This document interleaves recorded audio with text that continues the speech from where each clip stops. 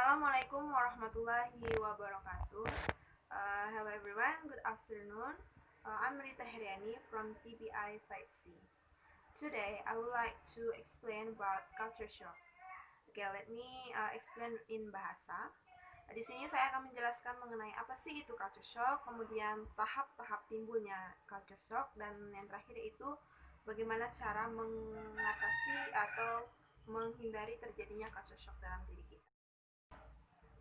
Oke, yang pertama yaitu apa itu culture shock.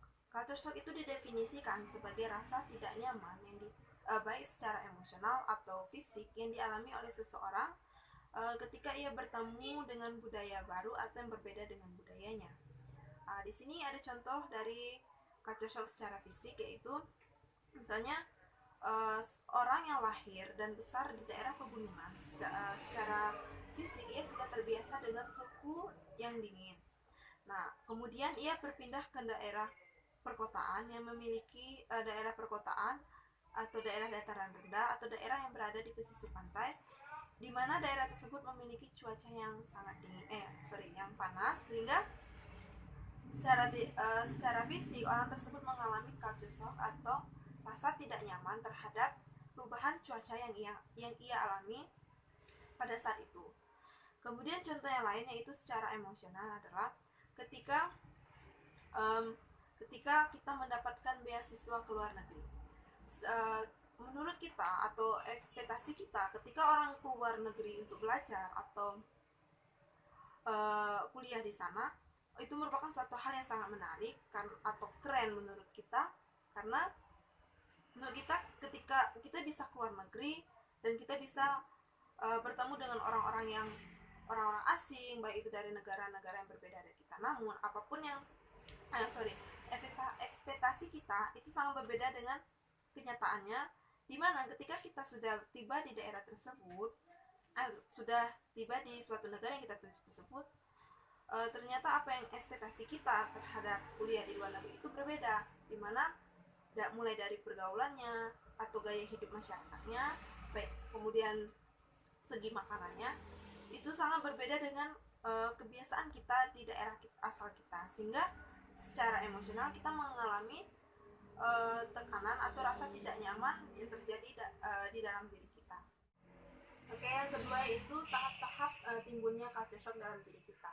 Yang pertama yaitu tahap honeymoon, di mana pada tahap ini kita masih mengalami atau masih merasa bahagia ketika kita tiba di negara atau daerah yang baru untuk kita, apalagi daerah tersebut belum pernah kita kunjungi.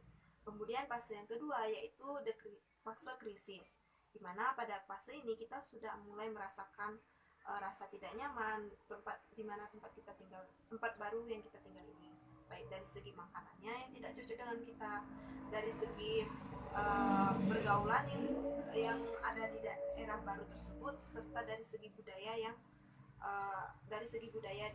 ada di daerah tersebut. Kemudian fase ketiga yaitu fase adjustment, di mana pada fase ini kita sudah mulai berinteraksi dengan lingkungan di daerah baru kita tersebut. Di sini kita sudah mulai ikut berbaur dengan masyarakat yang ada di daerah atau negara yang baru tersebut. Kemudian yang terakhir itu ada fase big cultural phase, di mana pada fase ini kita sudah mulai terbiasa hidup dengan dua budaya yang berbeda, yaitu budaya asli kita dan budaya baru atau budaya baru yang tempat kita tinggal ini. Di sini kita sudah mulai bisa mengatasi perbedaan yang terjadi antara budaya asli kita dengan budaya baru tersebut. Yang terakhir itu bagaimana cara mengatasi agar tidak munculnya culture shock dalam diri kita. Baik, yang pertama yaitu tambahlah wawasan mengenai tambahlah wawasan di sini. Misalnya ketika kita akan pergi kuliah ke daerah atau negara yang belum pernah kita kunjungi, maka cari tahulah terlebih dahulu mengenai budaya dari daerah tersebut, perilaku masyarakatnya atau pola kebiasaan yang ada di daerah tersebut, sehingga dengan kita sudah mengetahui budaya dari negara atau daerah tersebut, kita tidak akan mengalami culture shock dalam diri kita. Kemudian yang selanjutnya itu berpikirlah terbuka. Di sini maksud berpikir terbuka, kita harus bisa menerima perbedaan budaya antara budaya kita dengan budaya lain, sehingga apapun yang terjadi atau perbedaan yang terjadi tidak membuat kita mengalami rasa tidak nyaman, baik itu secara fisik atau secara emosional. Yang terakhir yaitu cara meminimalisasikan terjadinya culture shock, yaitu libatkanlah diri kita dengan kegiatan lokal. Nah, maksudnya di sini adalah kita harus bisa bersosialisasi, baik itu di kampus tempat kita belajar atau di lingkungan tempat kita tinggal. Karena dengan bersosialisasi kita bisa beradaptasi dengan budaya atau gaya hidup baru yang ada di daerah tersebut. Contohnya itu seperti mengikuti kegiatan sosial yang ada di daerah tempat kita tinggal. Kemudian contoh selanjutnya itu kegiatan kampus, kita ikuti organisasi atau kegiatan-kegiatan yang berada di tempat kita belajar atau yang berada di kampus kita. Okay guys, I think that's all about my explanation.